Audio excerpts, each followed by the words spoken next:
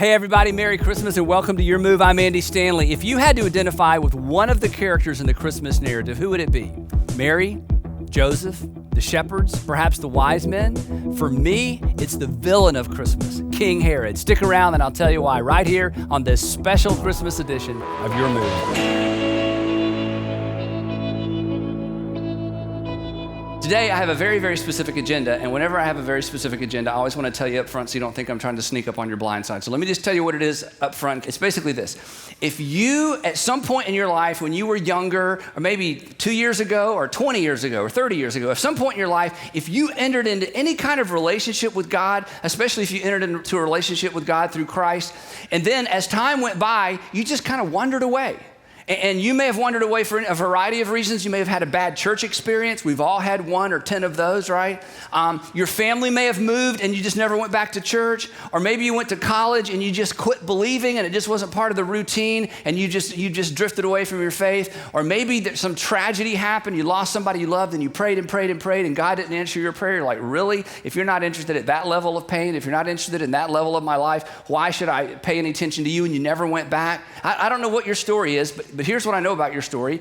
If your story was my story, or if my story was your story, I would imagine I would have responded the exact same way. So I'm not being judgmental. I'm not telling you did anything wrong. Everything that everybody does makes sense to them. And I think that however you responded to faith or those experiences makes perfect sense because that's your life. But what I want to do for the next few minutes is I want to urge you, if you would you consider re-engaging with the faith of your childhood during this Christmas season? And by re-engage, I simply mean, would you be willing to take a step back in the direction of the God who loves you? And a step may mean that you pray for the first time in a long time. And your prayer could go something like this.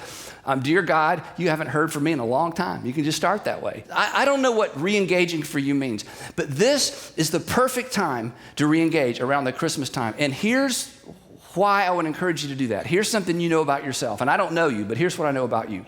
You know that in your heart and in your soul and in the inside of you, the you part of you, there is still a little bit of a light. There's a spark.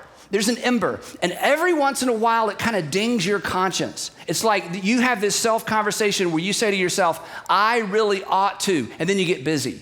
I really ought to, and then you remember why you quit doing whatever it is that little still small voice tells you ought to. Every once in a while, somebody says something to you. In fact, today during this message, you're thinking, really? How did he know? Who told him? Here we are again. Now, as leverage to get you to consider, again, I just want you to consider re-engaging with faith, whatever that looks like. You can come up with your own first baby step. But in order to leverage, this whole idea, I want to tell you the story about my favorite, or I guess not my favorite, but I want to tell you the story of the person I identify most closely with in the Christmas story.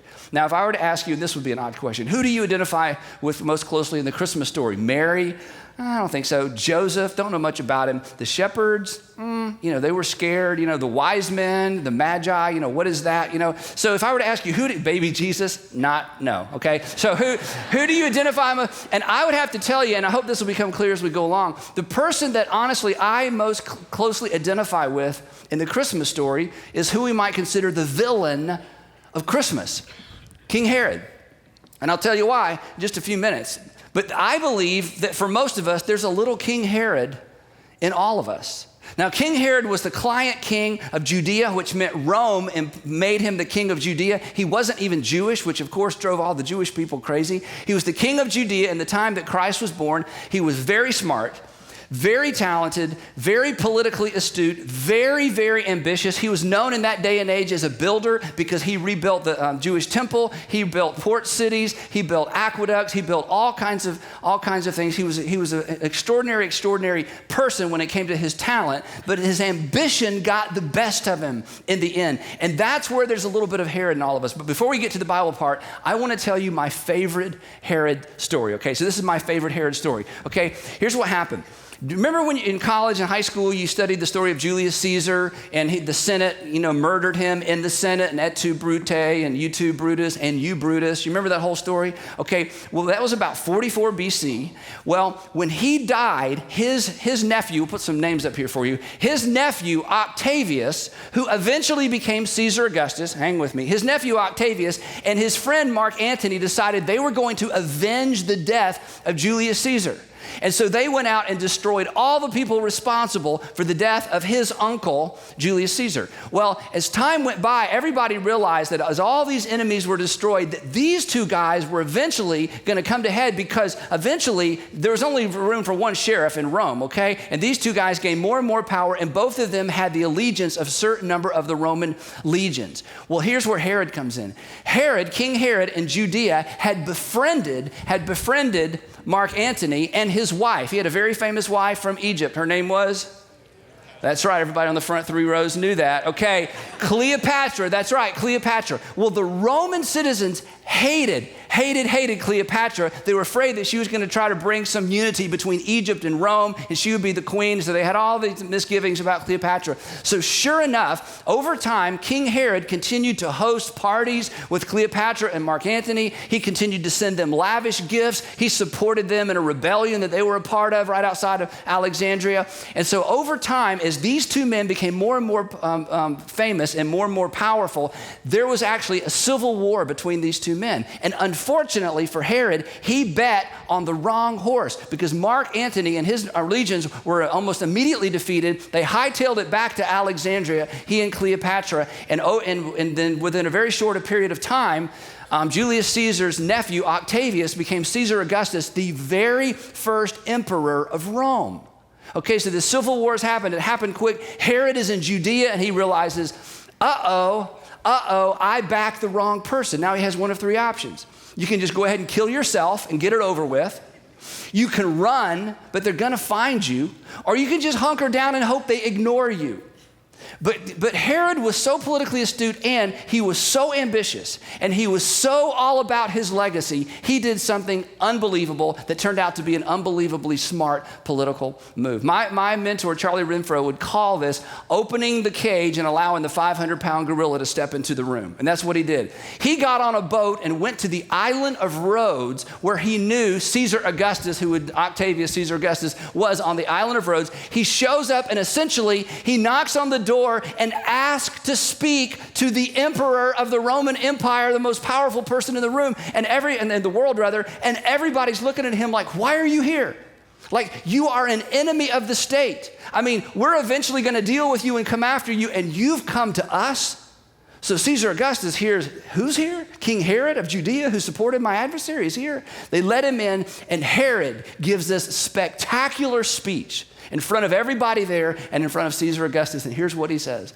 He said, as you know, I was a friend of your enemy, Mark Antony. And as you know, I was a loyal supporter of his in the beginning, through the Civil War, and all the way to the very end. So what you know about me is that when I pledge my loyalty to someone, I am loyal to them to the end. And oh, great Caesar, I pledge my loyalty to you. Well, Caesar Augustus was so amazed and so impressed. Not only did he not take the kingdom of Judea away from him, he gave him Samaria, Jericho, and Gaza as well, and sent him home.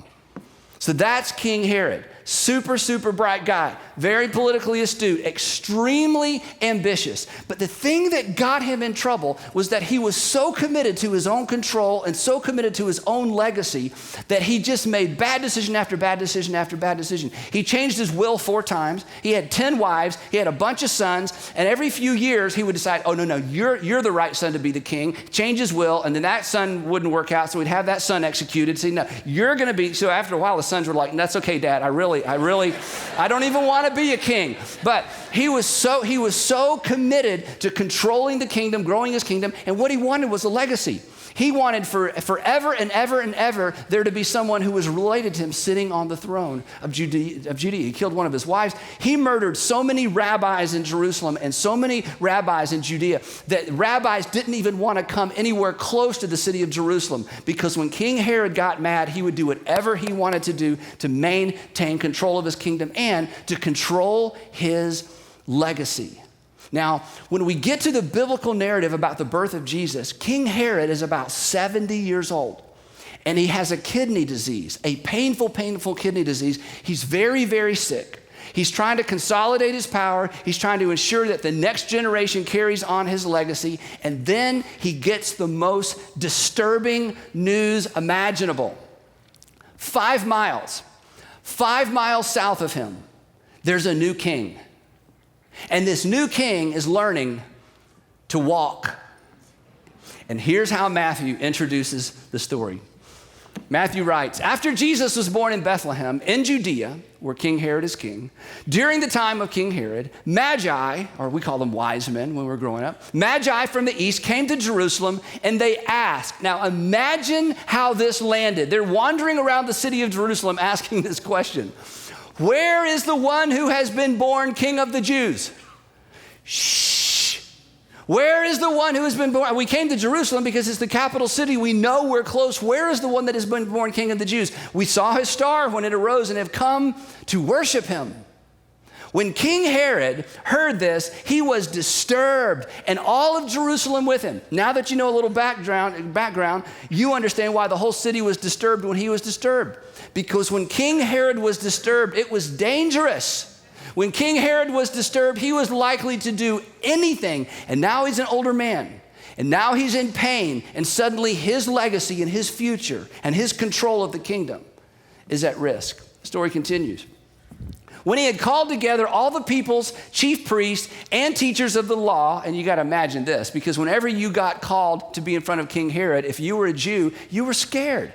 So now he's calling all the people who've got all the power, all the religious insight. He calls them into one meeting, and he asked them where the Messiah was to be born.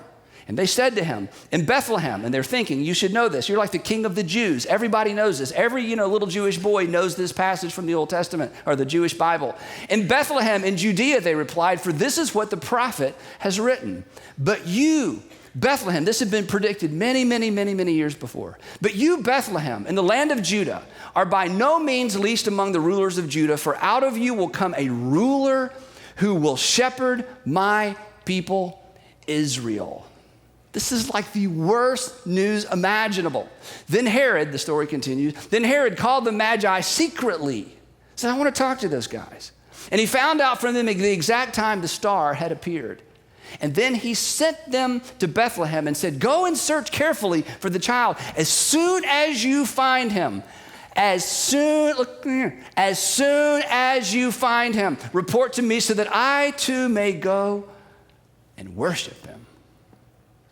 And after they had heard the king, they went on their way, and the star they had seen when it rose went ahead of them until it stopped over the place where the child was.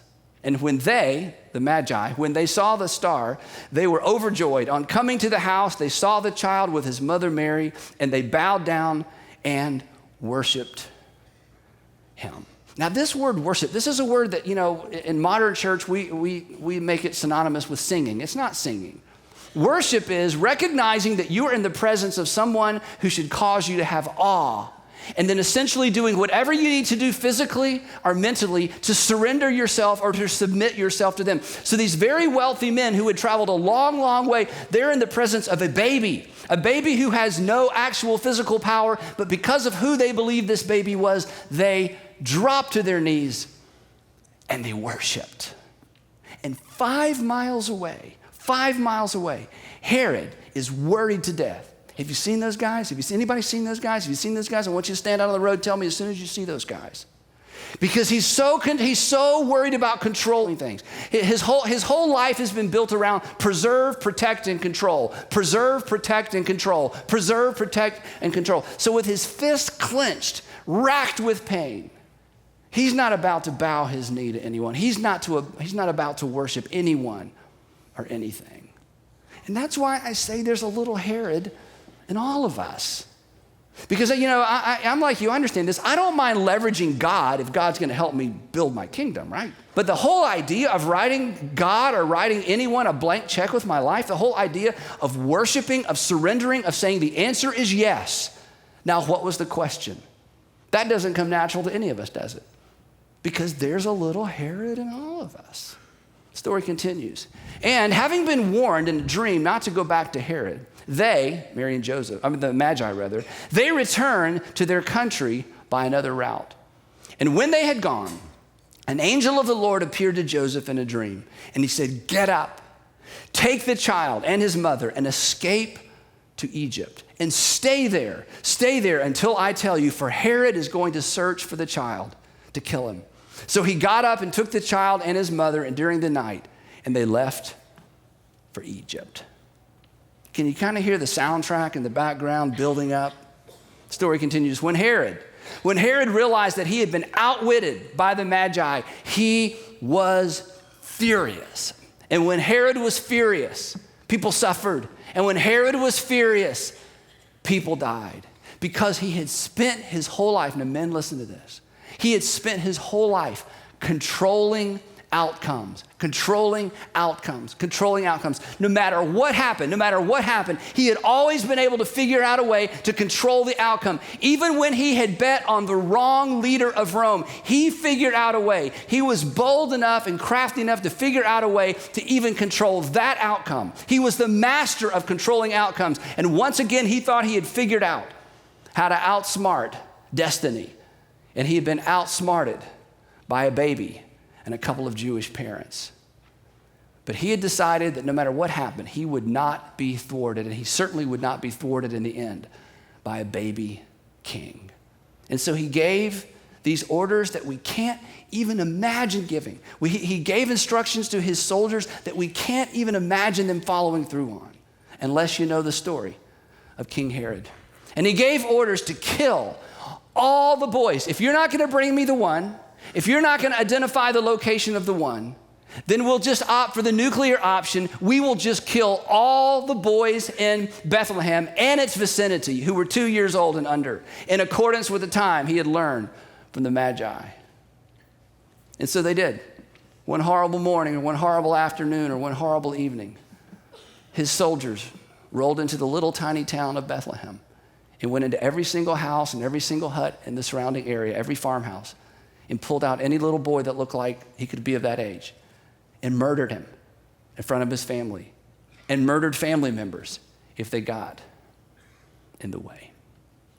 And Mary lived with the knowledge of that her entire life. Can you imagine that?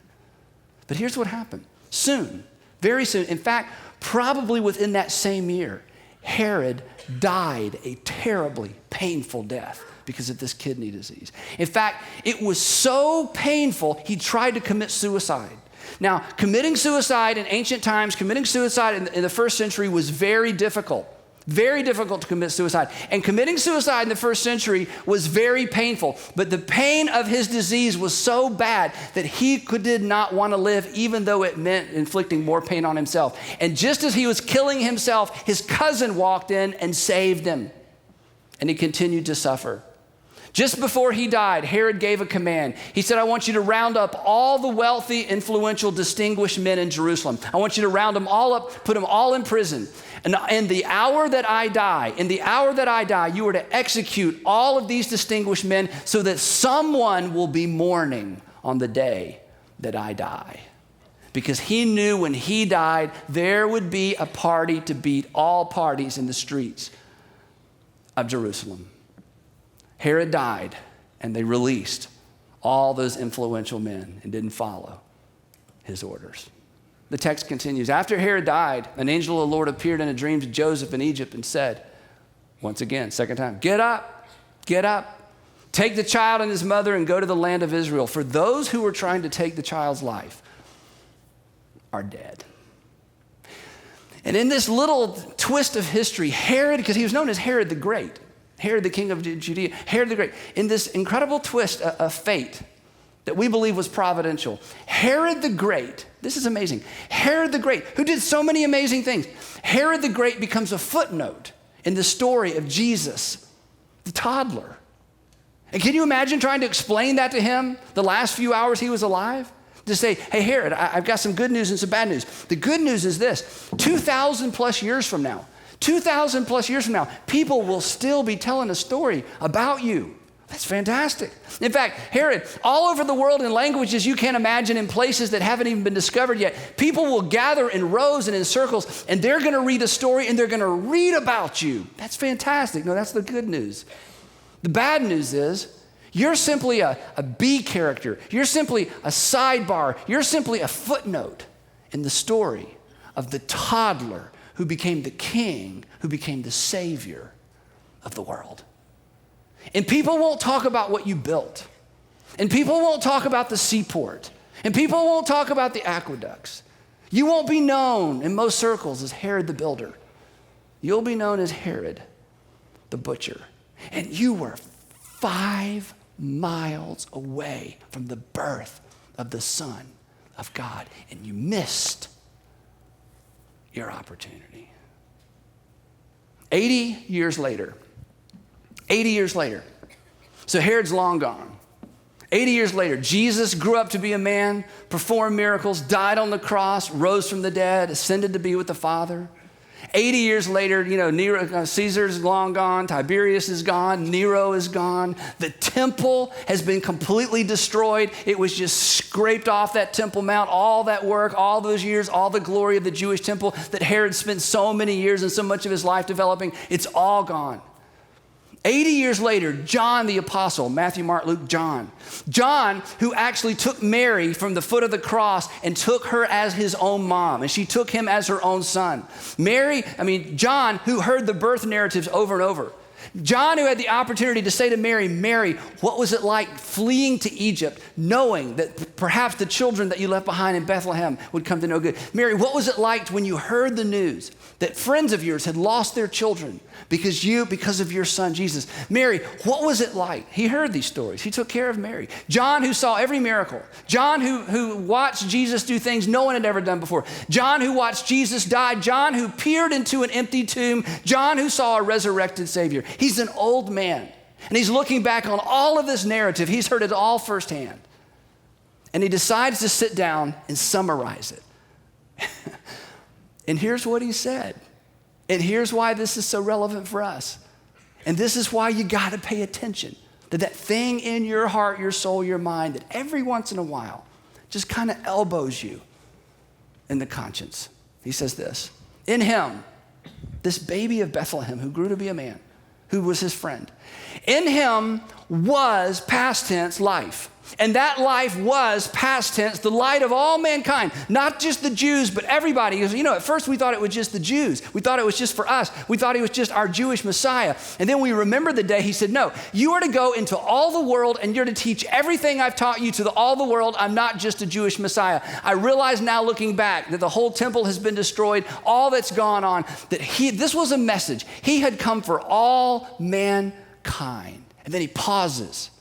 And he chooses to move from the past tense, this is what I'd seen, this is what I've believed, this is what I experienced, to the present tense, to send you a message and to send me a message.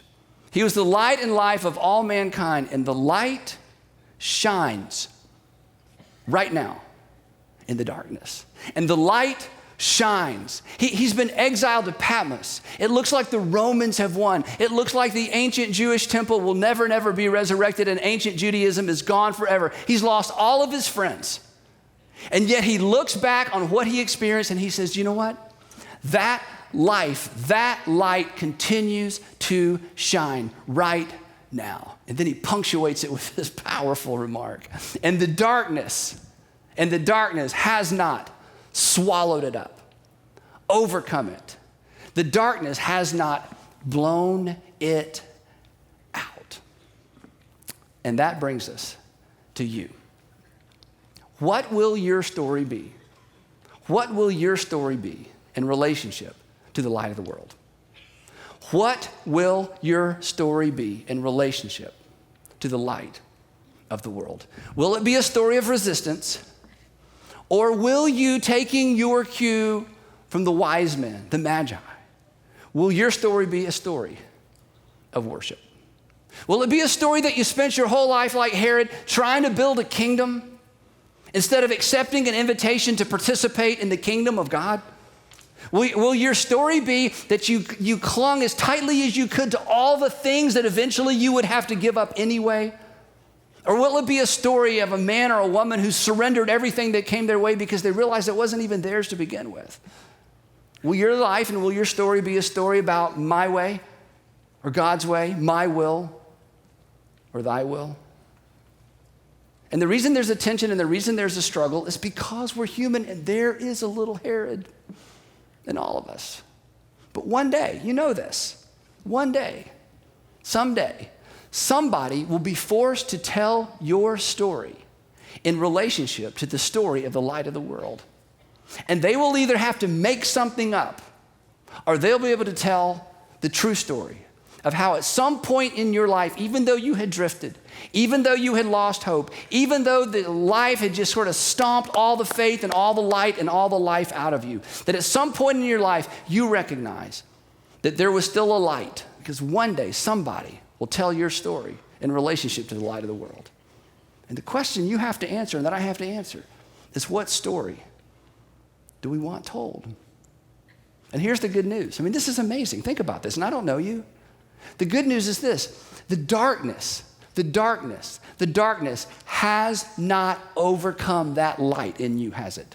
The darkness, all that you've experienced, all that you've seen, all the disappointment, all the unanswered prayer, all the people who didn't do what they were supposed to do, all the hypocrisy maybe you've seen in the church, whatever it is, all of that darkness still has not overcome the light that is in you. And it's why you're listening today, and it's why you're here today. And it's why this message is just getting on your nerves. And it's why every once in a while you find yourself having conversations with a God you're not even sure you believe in anymore. It's because the darkness cannot overwhelm it, overcome it. The darkness cannot blow it out. And so I urge you this Christmas season, would you consider taking even a small baby step of re-engaging with the light of the world, the light of life, Jesus Christ? Would you take a step to re-engage, or perhaps to engage for the first time with the light of the world?